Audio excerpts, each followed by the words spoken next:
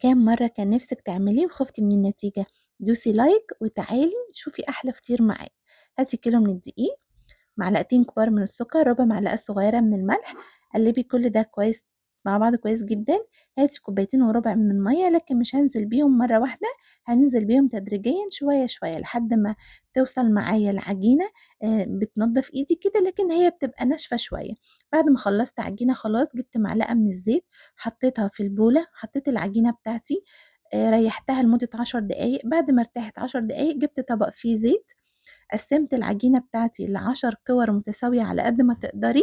وبعدين بعد ما خلّصت هاسيبهم يرتاحوا لمدة 10 دقايق، وبعد 10 دقايق هارجع لهم تاني.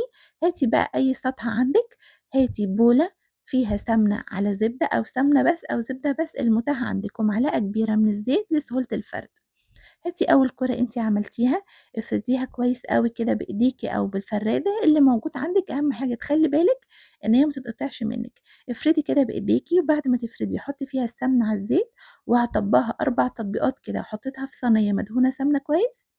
وهاعمل تاني كورة معاكم، هافردها كويس أوي، وبعد ما أفردها هاحط فيها السمنة على الزبدة، أجيب الفطيرة اللي عملتها وبعدين هاطبّق عليها الفطيرة. أنا الفطيرة دي كانت رقم 5، دي آخر واحدة خلاص.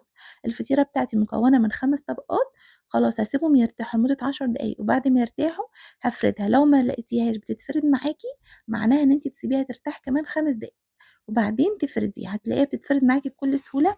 دخّليها الفرن على درجة حرارة عالية لحد ما تلاقي النتيجة القمر دي قدّامِك وتشمي ريحة تحفة طول ما هي في الفرن. بجد حلوة أوي، باتمنى إن أنتِ تجرّبيها، هتعتمديها ودايمًا هتبقي شطورة فيها. بجد هتعجبكم جدًا، لازم تجرّبيها. باي باي.